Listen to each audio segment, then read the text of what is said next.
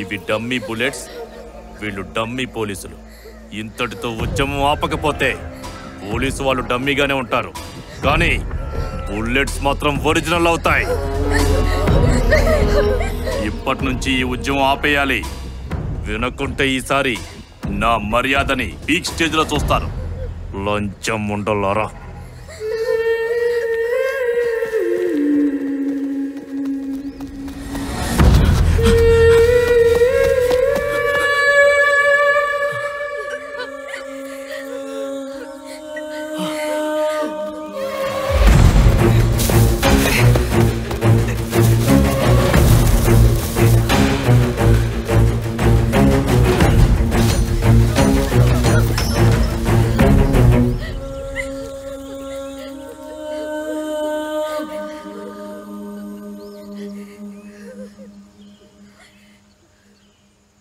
అమ్మనలా చూడలేకపోయావా?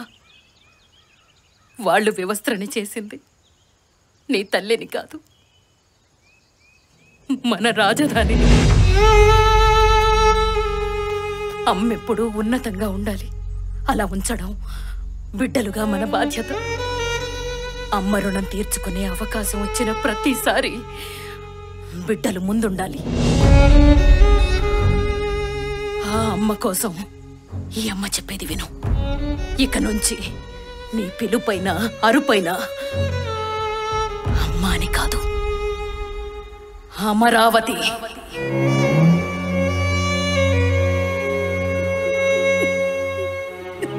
ఏంటయ్యా ఈ అన్యాయం? మగాళ్ళని లోపలేసి చావు కొడుతున్నారు, ఆడవాళ్ళ బట్టలు లాగేస్తున్నారు. భూములనే కాదు మానాభిమానాలను కూడా వదులుకోవాల్సి వస్తుంది. అయ్యా, జనం భవిష్యత్తు కోసం మీరు భూములు పొందారయ్యా. మన బతుకులెట్టయినా కూడా కనీసం ఒక్కడు కూడా ముందుకు రాడయ్యా. ఊరూరు నుంచి మట్టి తెచ్చిన చేతులు ఏమయ్యాయ్యా? ఒక్క చెయ్యి ఓదార్చడానికి రాలేదు. పుణ్యనదుల నుండి తెచ్చిన పవిత్ర జలాలు ఏమయ్యాయ్యా? పవిత్ర మనుషులు ఎక్కడయ్యా? మన ఉద్యమానికి సాయం చేయడానికి ఎవరు ముందుకు రావటం లేదయ్యా. మన బతుకులు పోతాయని తెలిసి కూడా భూములు ఇచ్చాం కదయ్యా. అయ్యా, ఆ ముఖ్యమంత్రిని మన పరాయాలను చేసి పరదాలు కట్టుకొని తిరుగుతున్నాడయ్యా. అదే మన కంట పడితే కడిగి పారేస్తామయ్యా. ఒక్క కాకరిస్తే 100 కాకులు వస్తాయి. మరి ఇన్ని వేల మంది అరిస్తే ఒక్కళ్ళు రావడం లేదేందయ్యా?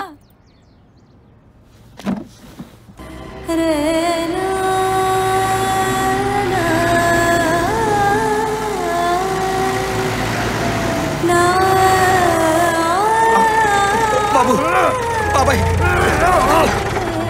బాబు, తాత, తాత ఏమైంది? ఏమైంది తాత? బాబాయ్, కృష్ణ బాబాయ్, ఏమైంది బాబాయ్?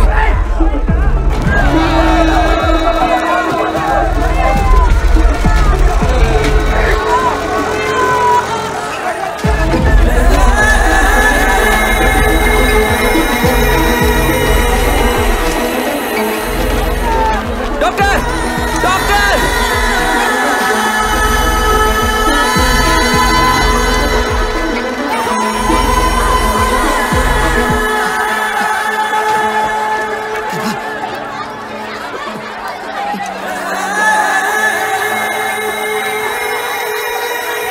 డాక్టర్, చూడండి డాక్టర్, ఏమైందో చూడండి డాక్టర్.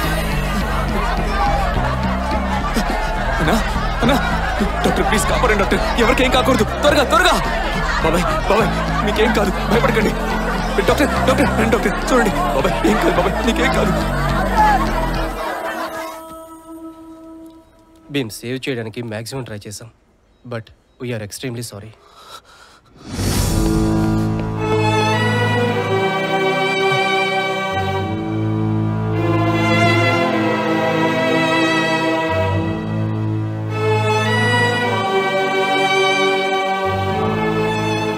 బ్రేకింగ్ న్యూస్ చూస్తున్నాం. హృదయం ద్రవీభవించే సంఘటన జరిగింది అమరావతిలో. అసెంబ్లీ ముట్టడి నుంచి తిరిగి వెళ్లే క్రమంలో 70 మంది రైతులు మృత్యువాత పడ్డారు. దీనికి కారణం ఒక మెస్సులో తిన్న విషాహారం అంటున్నారు. అయితే తప్పు జరిగింది తమ వల్లే అని ఆ మెస్ యజమాని పోలీస్ స్టేషన్ లో లొంగిపోయాడు. వచ్చిన పోస్ట్ మార్టం రిపోర్ట్ లో కూడా రైతుల మరణానికి విషాహారం తినడమే కారణమని నిర్ధారించబడింది. దీంతో రాష్ట్రం ఒక్కసారిగా గొల్లుమంటోంది.